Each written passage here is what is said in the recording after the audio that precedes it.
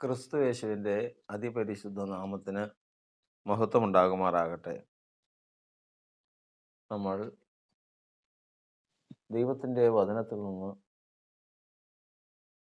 ഫലങ്ങൾ എന്ന വിഷയത്തെക്കുറിച്ച് പഠിച്ചുകൊണ്ടിരിക്കുകയാണ്. വൃക്ഷവും ഫലവും. ഒരു മനുഷ്യൻ ഒരു വൃക്ഷം നട്ടു വളർത്തി അതിന് വെള്ളവും വളവും സംരക്ഷണവും എല്ലാം കൊടുത്ത് ഒടുവിൽ അതിനകത്തിൽ ഫലമുണ്ടാകുമ്പോൾ ആ ഫലം പറിക്കാൻ ചെല്ലുമ്പോൾ അത് ഫലം കായ്ച്ചു കിടക്കുകയാകുന്നുവെങ്കിൽ ആ ഫലം പറിച്ചെടുക്കുകയും കൃഷി ചെയ്ത കർഷകൻ അത് അനുഭവിക്കുകയും ആ വൃക്ഷം അനുഗ്രഹിക്കപ്പെടുകയും ചെയ്യും. ഇതുപോലെ മനുഷ്യനെന്ന് പറയുന്നത് ദൈവത്തിന് മുമ്പാകെ ഒരു വൃക്ഷമാണ്. ഇതിനെ ആണ് ദൈവം നടുന്നത്. നട്ടവൃക്ഷത്തിന് ദൈവം കൊടുക്കുന്ന സംരക്ഷണങ്ങൾ കഴിഞ്ഞ പാഠത്തിൽ നമ്മൾ പഠിക്കാനിടയായി തീർന്നു. അവർക്ക് പ്രകാശനം കൊടുക്കുന്നു, അവർക്ക് വരാനിരിക്കുന്ന രാജ്യത്തിൻ്റെ ശക്തി കൊടുക്കുന്നു, പരിശുദ്ധാത്മാവിനെ കൊടുക്കുന്നു, പരിശുദ്ധാത്മാവിൻ്റെ ദാനങ്ങളെ കൊടുക്കുന്നു, നല്ല വചനങ്ങളെ കൊടുക്കുന്നു. ഇങ്ങനെ ഒരു വൃക്ഷത്തിന് കർഷകൻ ഭൗതികമായ സഹായങ്ങൾ ചെയ്യുന്നത് പോലെ മനുഷ്യനെ ദൈവം വിളിച്ചു കൊണ്ടുവന്ന് ദൈവത്തിൻ്റെ സഭയിൽ നട്ട് അതിനു വേണ്ട ഈ 5 സംരക്ഷണങ്ങൾ കൊടുക്കുന്നു. ഇങ്ങനെ കൊടുത്ത് ഇത് വളർച്ച പ്രാപിച്ചതിന് ശേഷം കർഷകൻ വൃക്ഷത്തിൻ്റെ അടുത്ത് ചെന്നതുപോലെ ദൈവം താൻ നട്ടു വളർത്തിയ മനുഷ്യൻ്റെ അടുത്ത് ചെല്ലുന്നു. താൻ ചെല്ലുന്ന സമയമെന്ന് പറയുന്നത് തക്ക സമയം എന്നാണ് വചനത്തിൽ കൊടുത്തിരിക്കുന്നത്. ആ സമയത്ത് ഈ വൃക്ഷത്തിൽ നിന്ന്, അതായത് ഈ മനുഷ്യനാകുന്ന വൃക്ഷത്തിൽ നിന്ന് ദൈവത്തിന് ഫലം കിട്ടണം. ഫലമെന്ന് പറയുന്നത് ദൈവത്തിൻ്റെ സ്വഭാവമാണ്. ദൈവത്തെ ആരും ഒരു നാൾ കണ്ടിട്ടില്ല, ദൈവത്തെ കാണാൻ സാധിക്കുകയില്ല. പിന്നെ ദൈവം തൻ്റെ സൃഷ്ടിയിൽ വെളിപ്പെടുന്നത് സ്വഭാവമായിട്ടാണ്. ആ സ്വഭാവം, ദൈവത്തിൻ്റെ ആ സ്വഭാവം ഉൾക്കൊണ്ടിരിക്കുന്നത് ദൈവത്തിൻ്റെ ആത്മാവായ പരിശുദ്ധാത്മാവിലാണ്. പരിശുദ്ധാത്മാവിൽ ഈ അടങ്ങിയിരിക്കുന്ന ഈ ഫലം ദൈവം നട്ടുവളർത്തിയ വൃക്ഷമായ മനുഷ്യനിൽ വസിച്ച് അവൻ വളർച്ച പ്രാപിക്കുമ്പോൾ ഈ ഫലം, ഈ പരിശുദ്ധാത്മാവ് പുറപ്പെടുവിക്കുന്ന ദൈവത്തിൻ്റെ സ്വഭാവം ഇവനിൽ കൂടി സ്വഭാവമായിട്ട് വെളിപ്പെടുമ്പോൾ ദൈവം ആ ഫലം അനുഭവിക്കുന്നു. ആ ഫലം അവനിൽ നിന്ന് അനുഭവിച്ചാൽ അതിനെയാണ് നീതിഫലം കായ്ക്കുന്ന വൃക്ഷം എന്ന് വചനത്തിൽ എഴുതിയിരിക്കുന്നത്. അതിനെക്കുറിച്ച് റോമാലേഖനം 7-ാം അധ്യായത്തിൻ്റെ 4-ാം വാക്യത്തിൽ എഴുതിയിരിക്കുന്നത് പ്രകാരമാണ്: അതുകൊണ്ട് സഹോദരന്മാരെ, നാം ദൈവത്തിന് ഫലം കായ്ക്കുമാറ് മരിച്ചിട്ട് ഉയർത്തെഴുന്നേറ്റവനായ വേറൊരുവനാകേണ്ടതിന് നിങ്ങളും ക്രിസ്തുവിൻ്റെ ശരീരം മുഖാന്തരം ന്യായപ്രമാണ സംബന്ധമായി മരിച്ചിരിക്കുന്നു. ദൈവത്തിന് ഫലം കായ്ക്കണം. കൃഷിക്കാരന് നട്ട വൃക്ഷം ഫലം കായ്ക്കുന്നത് പോലെ എന്തിനു വേണ്ടി നട്ടുവോ ആ വൃക്ഷത്തിൻ്റെ ഫലം കൃഷിക്കാരന് വേണ്ടി കായ്ക്കുന്നത് പോലെ, പുറപ്പെടുവിക്കുന്നത് പോലെ ദൈവത്തിന് ഫലം പുറപ്പെടുവിക്കണം. എന്ത് ഫലം? അതിനെക്കുറിച്ചാണ് ഫിലിപ്പിയ ലേഖനം 1-ാം അധ്യായത്തിൻ്റെ 9 മുതൽ എഴുതിയിരിക്കുന്നത്: നിങ്ങളുടെ സ്നേഹം മേൽക്കുമേൽ പരിജ്ഞാനത്തിലും സകല വിവേകത്തിലും വർദ്ധിച്ചു വന്നിട്ട് നിങ്ങൾ ഭേദാഭേദങ്ങളെ വിവേചിപ്പാറാകണം എന്നും ക്രിസ്തുവിൻ്റെ നാളിലേക്ക് നിർമ്മലന്മാരും ഇടർച്ചയില്ലാത്തവരും ദൈവത്തിൻ്റെ മഹത്വത്തിനും പുകഴ്ചയുമായിട്ട് യേശുക്രിസ്തുവിനാൽ നീതിഫലം നിറഞ്ഞവരായി തീരണമെന്നും ഞാൻ പ്രാർത്ഥിക്കുന്നു. നീതിഫലം നിറഞ്ഞവരായിരിക്കണം. അപ്പോൾ അവരിൽ നിന്ന് ഈ ഫലം പറിക്കാൻ വരുന്നത് ദൈവമാണ്. ആ ദൈവത്തിനാണ് ഫലം കായ്ക്കേണ്ടത്. ആ ദൈവത്തിന് കായ്ക്കേണ്ട ഫലമെന്ന് പറയുന്നത് നീതിഫലമാണ്. ഇതാണ് ഈ ഫലം ദൈവം പറിച്ചാൽ, അത് അനുഭവിച്ചാൽ, ദൈവത്തിന് അത് അനുഭവിക്കാൻ സാധിച്ചാൽ അവന് ദൈവം നിത്യജീവനും അനുഗ്രഹവും ദൈവത്തിന് മുമ്പാകെ ശ്രേഷ്ഠമായ സ്ഥാനവും കൊടുക്കും. ഇത് നമ്മളുടെ ജീവിതത്തിൽ നാം ഓർത്തുകൊള്ളണം. ഇങ്ങനെ വരുമ്പോൾ നമ്മൾ ആദ്യം പഠിച്ചതുപോലെ ഫലമെന്ന് പറയുന്നത് ദൈവത്തിൻ്റെ സ്വഭാവമാണ്. ദൈവത്തിൻ്റെ സ്വഭാവം ഉൾക്കൊണ്ടിരിക്കുന്നത് ദൈവത്തിൻ്റെ പരിശുദ്ധാത്മാവിലാണ്. പരിശുദ്ധാത്മാവ്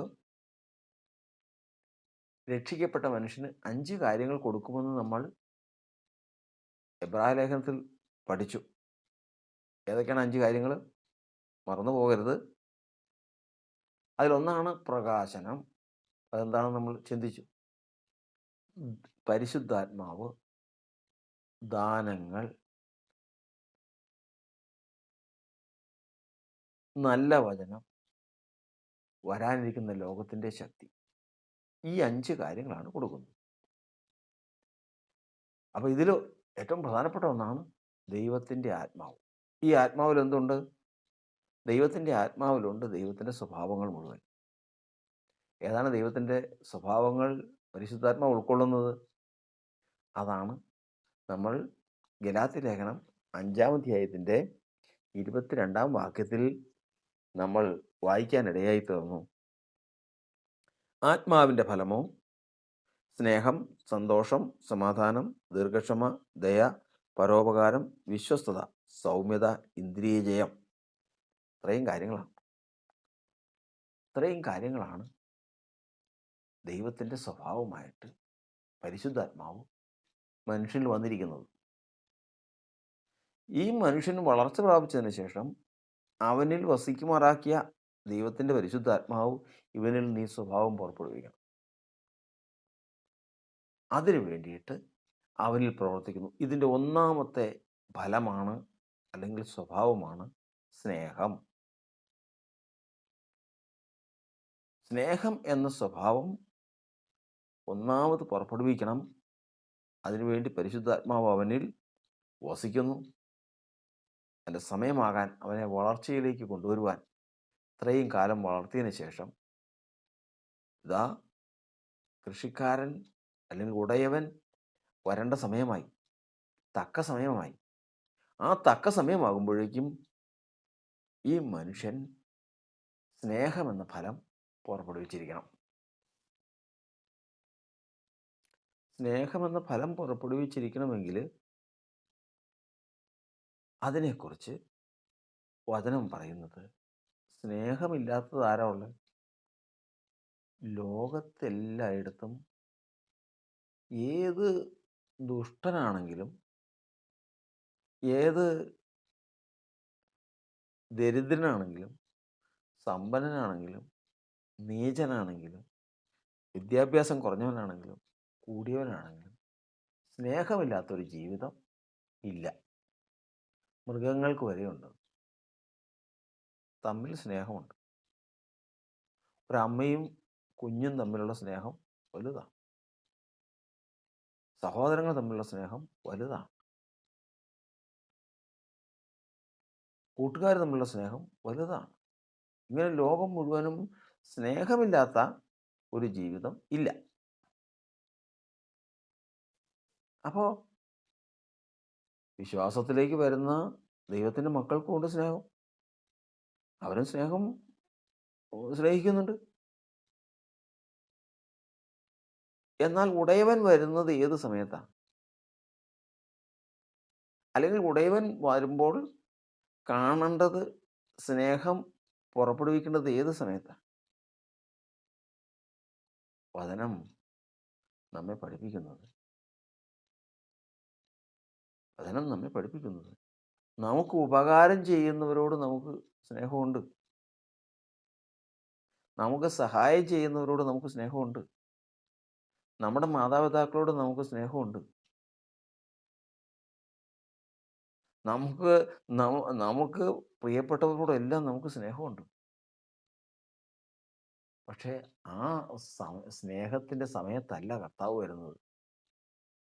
കർത്താവ് വരുന്ന സമയമെന്ന് പറയുന്നത് ദൈവത്തിൻ്റെ വചനത്തിൽ കൊടുത്തിട്ടുണ്ട്. എന്താണെന്നറിയാമോ? നിന്റെ ശത്രുവിനെ സ്നേഹിക്കുക, അന്യനെ സ്നേഹിക്കുക, നിനക്ക് ദ്രോഹം ചെയ്യുന്നവനെ സ്നേഹിക്കുക. പ്രശ്നം മനസ്സിലായില്ലേ? അപ്പോൾ ഞാൻ ഉദാഹരണമായിട്ട് എന്നെ കർത്താവ് നട്ടു വളർത്തി ഫലം കായ്ക്കുന്ന വൃക്ഷമായി തീരാൻ വളർത്തി വലുതാക്കിയതിന് ശേഷം ഒരു ദിവസം ഉടയവൻ കർത്താവ് ഞാനൊരു വൃക്ഷമായിട്ട് കണക്ക് കൂട്ടി എന്നിൽ നിന്ന് ഫലം അനുഭവിക്കാൻ വരുക. ഞാൻ അവിടെ ഒരു ഫലം നട്ടിട്ടുണ്ട്. ഇടയ്ക്കായിട്ട് ഒരു സഭയിൽ ഞാനൊരു വൃക്ഷം നട്ടിട്ടുണ്ട്. ആ വൃക്ഷത്തിൽ ഇത്രയും വർഷങ്ങളായി ഫലം പറിക്കണം, ഫലം കായ്ക്കണം. അപ്പം അതിന് വേണ്ടിയിട്ട് ഞാൻ പോവുകയാണ്. അതിന് വേണ്ടിയിട്ട് വരുന്ന സമയം ഞാൻ ഇവിടെ ഇരിക്കുമ്പോൾ എൻ്റെ മാതാവിനെ ഞാൻ കണ്ട്, എൻ്റെ അമ്മച്ചിയെ കണ്ട്, അമ്മച്ചിയുടെ അടുക്കിലേക്ക് ഞാൻ പോവുക. അമ്മച്ചിയോട് സ്നേഹമായിട്ടൊക്കെ പെരുമാറി. അപ്പോൾ ഉടയവൻ എന്നിൽ ഞാൻ സ്നേഹം എന്ന ഫലം കായ്ച്ചതായിട്ട് കണക്ക് കൂട്ടുമോ? ഇല്ല. ഞാൻ വന്ന് എൻ്റെ സഹോദരങ്ങളുമായിട്ട് കണ്ട് സംസാരിച്ച് ഒക്കെ കണ്ട് ഭയങ്കര സ്നേഹമാണ് ഞങ്ങൾ തമ്മിൽ. ഒരുമിച്ചിരുന്ന് ഭക്ഷണം കഴിച്ച്, ഒരുമിച്ചിരുന്ന് സംസാരിച്ച്, തമ്മിൽ നമ്മുടെ ഭാരങ്ങളൊക്കെ പറഞ്ഞ് അങ്ങനെ ഭയങ്കര സന്തോഷമുണ്ടായി. പക്ഷെ ഉടയവൻ ആ ഫലം ആ സമയത്തൊന്നും അനുഭവിച്ചില്ല. അങ്ങനെ ഇരിക്കുമ്പോഴാണ് ഒരാൾ എന്നോട് ഏറ്റവും ദോഷം ചെയ്തിട്ടുള്ള ഒരു മനുഷ്യൻ, എന്നെ മരണപര്യന്തം ഉപദ്രവിച്ചിട്ടുള്ളൊരു മനുഷ്യൻ, എനിക്ക് വരാവുന്ന നന്മകളെല്ലാം മുടക്കിക്കളഞ്ഞ ഒരു മനുഷ്യൻ, ആ മനുഷ്യൻ അവിടെ വരുക. ആ മനുഷ്യൻ ഇന്ന് പള്ളിയിൽ വന്നിട്ടുണ്ട്, ഞാനും ചെന്നിട്ടുണ്ട്. ആ മനുഷ്യൻ ആരാന്നറിയാം? എന്നെ ഉപദ്രവിച്ചവനും എൻ്റെ ശത്രുവാ. അവിടെ ചെന്ന് കഴിഞ്ഞപ്പോൾ ഞങ്ങൾ രണ്ടുപേരും തമ്മിൽ കാണേണ്ട ഒരു സന്ദർഭം വന്നു. പള്ളിയിൽ വന്നതല്ലേ, കൈ കൊടുക്കാതിരിക്കാൻ പറ്റുമോ? സംസാരിക്കാതിരിക്കാൻ പറ്റുമോ? അത് ചെയ്യണം. ആ സമയത്ത് മൂന്നാമതൊരാളും അവിടെ ഉണ്ട്. നമ്മൾ കാണാത്ത ആളാ. അദർശനായ കർത്താവ് അവിടെയുണ്ട്. അപ്പം ഞാനുണ്ട്, എന്നെ ഉപദ്രവിച്ച എൻ്റെ ശത്രുവുണ്ട്, കർത്താവും വന്നിട്ടുണ്ട്. കർത്താവ് വന്നത് എന്തിനാണെന്നറിയാമോ? ആ അത്തിയുടെ അടുക്കൽ ഫലം കിട്ടുമോ എന്ന് വിചാരിച്ച് ചെന്നതുപോലെ, തഴച്ചു നിൽക്കുന്ന അത്തി അതിൽ ഫലം കിട്ടുമോ എന്ന് വിചാരിച്ച് വന്നതുപോലെ കർത്താവും വന്നിട്ടുണ്ട്. അവിടെയാണ് ശോധന, പരീക്ഷയാണ്. ഞാൻ ഹൃദയത്തിൽ ആ മനുഷ്യൻ ചെയ്ത ഒരു ദോഷവും മനസ്സിൽ വയ്ക്കാതെ ഹൃദയപൂർവ്വം സ്നേഹത്തോടു കൂടി സ്തോത്രം കൊടുത്ത് കുശലം പറഞ്ഞ് ഹൃദയപൂർവ്വം ആ മനുഷ്യനെ സ്നേഹിക്കുന്നുവെങ്കിൽ വചനം പറയുന്നത് ദൈവം ആ ഫലം അനുഭവിച്ചതിന് ശേഷം ഒരു സാക്ഷ്യവും കൂടി പറഞ്ഞിട്ട് പോകും. എൻ്റെ ദാസൻ ഫലപ്രദമായ ഒരു വൃക്ഷമാണ്. ഞാൻ അവനിൽ നിന്ന് ഫലം ഇന്ന് അനുഭവിച്ചു. ഇല്ല എങ്കിൽ അത് നിമിത്തം ഫലം കായ്ക്കാത്ത വൃക്ഷമായിട്ട് കണക്ക് കൂട്ടുകയും അത് ശാപമായി തീരുകയും അത് നിമിത്തം ഉണങ്ങിപ്പോവുകയും, അതായത് ജീവൻ നഷ്ടപ്പെട്ടു പോവുകയും അത് നിലനിന്നു കഴിഞ്ഞാൽ നാശത്തിലേക്ക് പോവുകയും ചെയ്യും.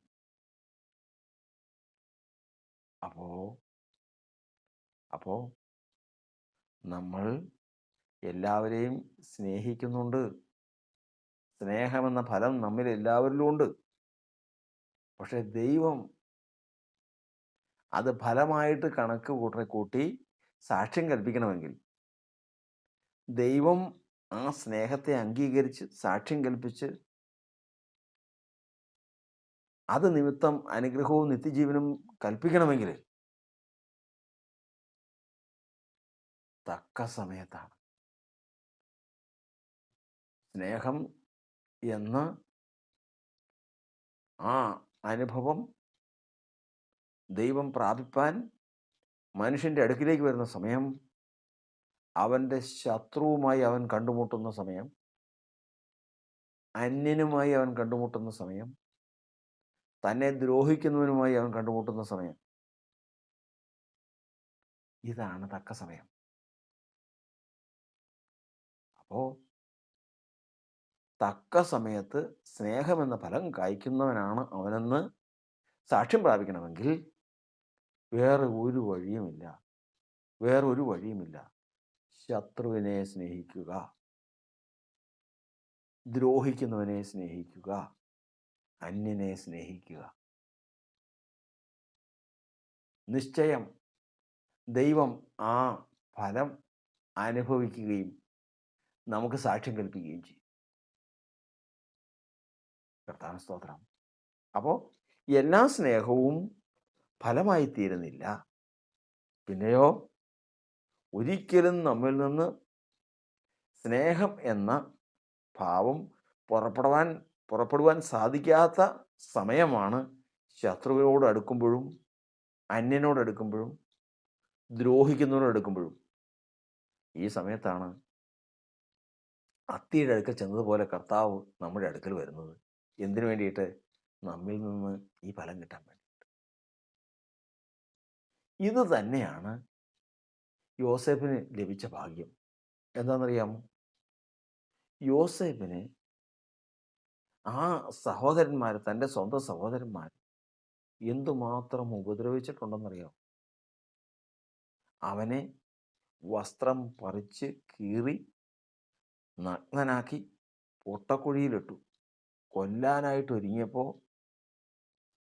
മൂത്ത സഹോദരൻ വിലക്കി, വേണ്ട, ചെയ്യല്ലേ, കൊല്ലണ്ട. അങ്ങനെ അവനെ പൊട്ടക്കിണറ്റിലേക്ക് ഇട്ട് കഴിഞ്ഞപ്പോൾ യോസേഫ് അന്ന് ബാലനാണ്. യോസേഫ് സഹോദരന്മാരോട് പറഞ്ഞ്, എന്നെ കൊല്ലല്ലേ, കുഞ്ഞാ. അപ്പനും അമ്മയും സഹിക്കുമോ? മാതാപിതാക്കൾ സഹിക്കുമോ? കൊല്ലല്ലേ. അങ്ങനെ ആ പൊട്ടക്കിണറ്റിൽ വീണ യോസേഫിനെ എടുത്ത് അവർ വഴിയാത്രക്കാർക്ക് വിറ്റു. മൃഗങ്ങളെ വിൽക്കുന്നത് പോലെ വഴിയാത്രക്കാർ അവനെ കൊണ്ടുപോയി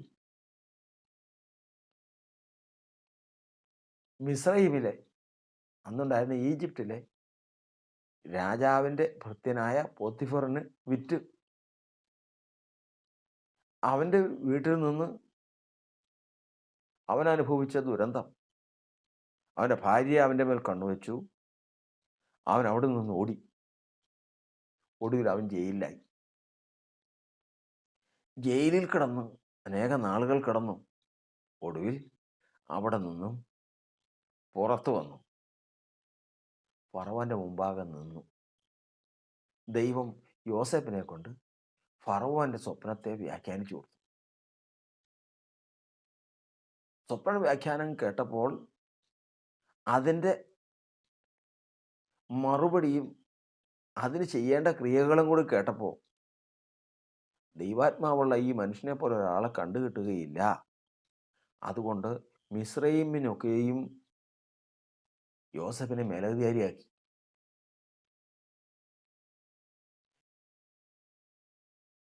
തുടർന്നുണ്ടായ ക്ഷാമം, മിസ്രയീമിൽ മാത്രമേ ധാന്യമുള്ളൂ. യോസേപ്പിനെ വിറ്റുകളഞ്ഞതും ഉപദ്രവിച്ചതും കൊല്ലാൻ ശ്രമിച്ചതുമായ സഹോദരങ്ങളും അപ്പനും കൂടെ കൂടി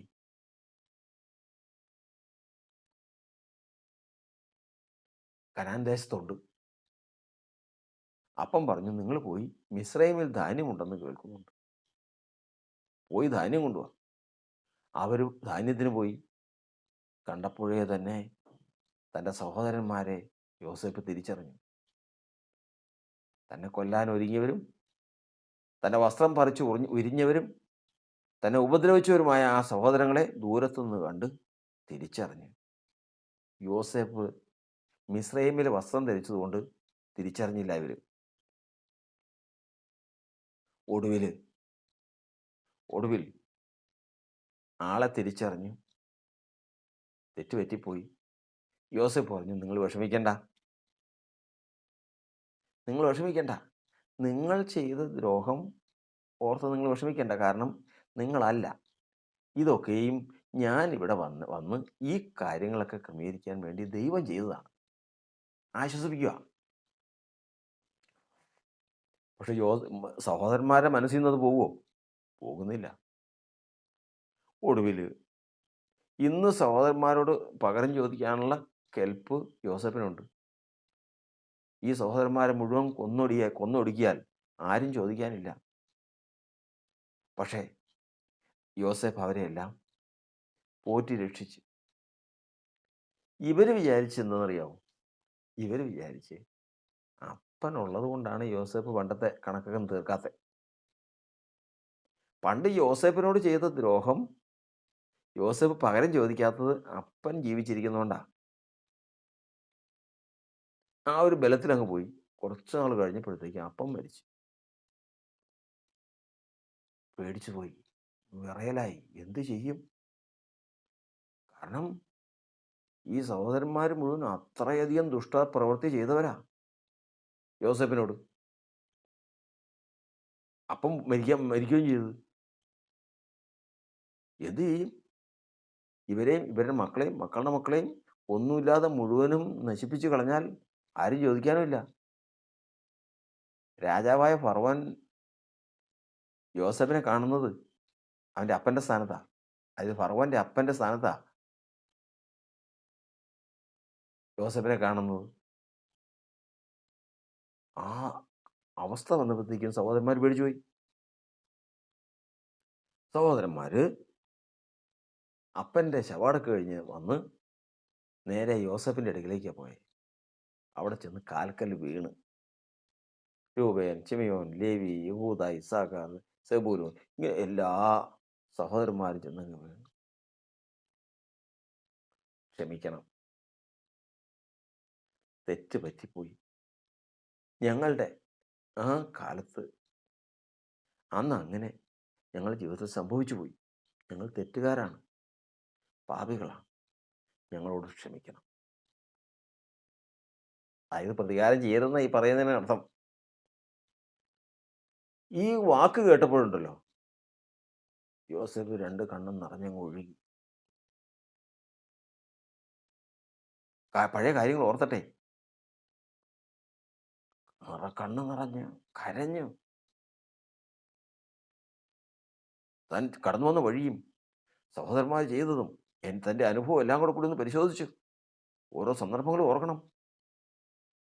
അടിമയാക്കി കൊണ്ടുപോകുന്നതും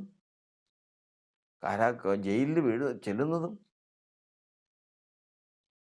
ഇല്ലാത്ത അപവാദം പറഞ്ഞ് ഒരു സ്ത്രീ അപവാദം ചുമത്താൻ ഒരുങ്ങിയതും, ആ സ്ത്രീയുടെ വാക്ക് കേട്ട് തന്നെ പിടിച്ച് ജയിലിലാക്കിയതും, എന്തെല്ലാം ഉപദ്രവം സഹിച്ചത് മുഴുവനും ഒരു നിമിഷം കൊണ്ട് യോസേഫ് ഓർത്ത് കരഞ്ഞുപോയി. കരഞ്ഞുപോയി.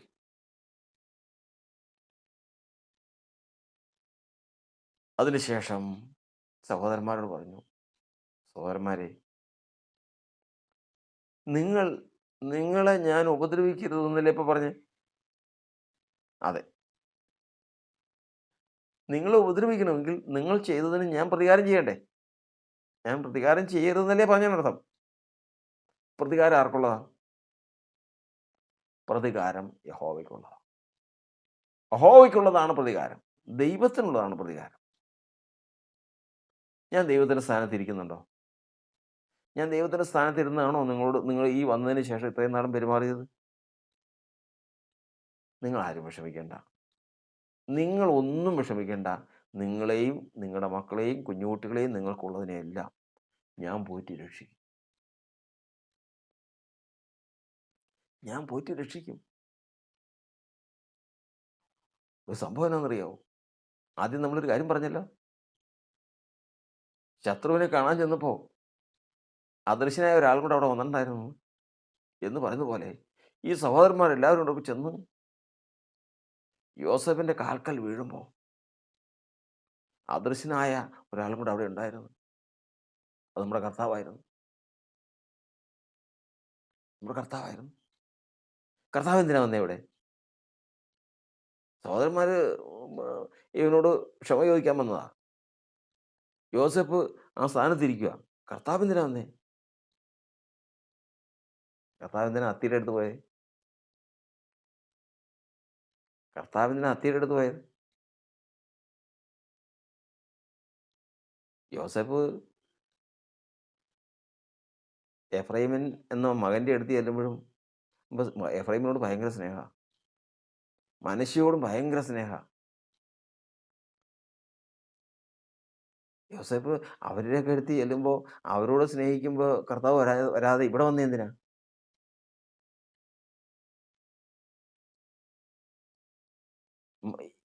മക്കളുടെ അടുത്ത് ചെല്ലുമ്പോൾ ഉള്ള സ്നേഹം എന്ന് പറയുന്നത് അത് സ്വാഭാവികമായിട്ടുള്ളതാ. തക്ക കാലത്ത് ഫലം കായ്ക്കണമെന്ന് പറയുന്നത്, തക്ക കാലം എന്ന് പറയുന്നത് ഇതാ. യോസേഫിൻ്റെ ശത്രുക്കളാണ്. തന്നോട് ശത്രുത പരമായി പെരുമാറിയിട്ടുള്ളതും, തന്നെ കൊല്ലാൻ ശ്രമിച്ചിട്ടുള്ളതും, തന്നെ ഉപദ്രവിച്ചിട്ടുള്ളതും, സകല വിധത്തിലും താൻ ദുഃഖിച്ചിട്ടുള്ളതുമായ ദുഃഖങ്ങളുടെ കാരണക്കാരായി ഈ മുട്ടുകുത്തി കേൾക്കണേ. സ്വർഗം ഉറ്റുനോക്കുകയാണ്. ദൂതന്മാർ ഉറ്റുനോക്കുകയാണ്. എന്താ സംഭവിക്കുന്നത്? കാരണം കർത്താവ് വന്നിട്ടുണ്ട്. അത്തിയിൽ ഫലം പറിക്കെടുക്കാൻ വന്നതുപോലെ ദൈവം ഈ ഫലം പറിക്കാൻ വന്നിരിക്കുക. യോസേഫ് എന്ന വൃക്ഷത്തിന്മേൽ ഫലം പറിക്കാൻ വന്നിരിക്കുക. സഹോദരന്മാർ പറയുകയാണ്, അടിയങ്ങളുടെ കുറ്റം ക്ഷമിക്കണം. ഒരു ക്ഷമയില്ല. വാളും എടുക്കാൻ പറഞ്ഞ് ഒരു കൽപ്പന കൊടുത്താൽ മതി. എല്ലാത്തിനെയും തീർത്ത് കളഞ്ഞേക്കാൻ ഒരു കൽപ്പന കൊടുത്താൽ മതി. പിന്നെ ഇല്ല. ഉടയവൻ നോക്കി നിൽക്കുന്നു. യോസേഫും സഹോദരന്മാരും അത് കാണുന്നില്ല. യോസേഫ് കരയുന്നു. കാരണം ആദർശനായ സർവശക്തൻ്റെ സ്ഥാനത്ത് അല്ല ഞാൻ ഇരിക്കുന്നതെന്ന് അവൻ സമ്മതിക്കുന്നു. കാരണം പ്രതികാരം അവനുള്ളതാണ്. ഞാൻ ആ സ്ഥാനത്ത് ഒരിക്കലും ഇരിക്കുന്നില്ല. നിങ്ങളാരും ചെയ്തതിന് എനിക്ക് ആരോടും ഒരു പരിഭവമില്ല. ആരോടും ഒരു പരിഭവമില്ല. മാത്രമല്ല, നിങ്ങളെയും നിങ്ങളുടെ കുഞ്ഞുകുട്ടികളെയും നിങ്ങൾക്കുള്ളതിനുമെല്ലാം ഞാൻ പോറ്റി രക്ഷിക്കും. ആശ്വസിപ്പിച്ചു എന്നാണ്. അവൻ ആശ്വസിപ്പിച്ചു എന്നാണ്. ആശ്വസിപ്പിച്ചു. ദൈവത്തിൻ്റെ വചനം പറയുന്നത് ദൈവം സാക്ഷ്യം കൽപ്പിച്ചു. യോസേപ്പ് ഫലപ്രദമായ വൃക്ഷമാണ് കേട്ടോ. നീരുറവുകൾക്കരികെ നട്ടിരിക്കുന്ന വൃക്ഷം പോലെ തന്നെ അവൻ്റെ കൊമ്പുകൾ മതിലിന്മേൽ പടരുന്നുണ്ട്. ഈ സാക്ഷ്യം കൽപ്പിച്ചു. വൃക്ഷം ശ്രേഷ്ഠമായ ഫലം പുറപ്പെടുവിക്കുന്ന വൃക്ഷത്തിൻ്റെ അടുക്കൽ ചെന്ന്, അതായത് അത്തി മുതലായ വൃക്ഷങ്ങളുടെ അടുക്കൽ ചെന്ന് അത്തിപ്പഴം പറിച്ച് തിന്നുകൊണ്ട് കൃഷിക്കാരൻ തൻ്റെ ഭവനത്തിലേക്ക് പോകുന്നത് പോലെ ഉടയവൻ യോസേപ്പും സഹോദരങ്ങളുമായിട്ടുള്ള കൂട്ടായ്മയിൽ യോസേപ്പ് പുറപ്പെടുവിച്ച ഫലവുമായി യോസേപ്പിന് അനുഗ്രഹത്തിൻ്റെ സാക്ഷ്യവും കൽപ്പിച്ച് സ്വർഗത്തിലേക്ക് മടങ്ങി. യോസേപ്പ് ഫലപ്രദമായ വൃക്ഷമാണ്. തക്ക കാലത്ത് ഫലം കായ്ക്കുന്നവനാണ്.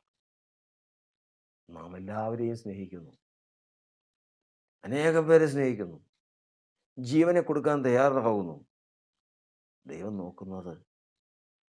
നോക്കുന്നത് ശത്രുവിനോടെങ്ങനെ, ഉപദ്രവിക്കുന്നവരോടെങ്ങനെ, ദ്രോഹിക്കുന്നവരോടെങ്ങനെ, അന്യനോടെങ്ങനെ, അത് ദൈവം നോക്കിയിരിക്കുക.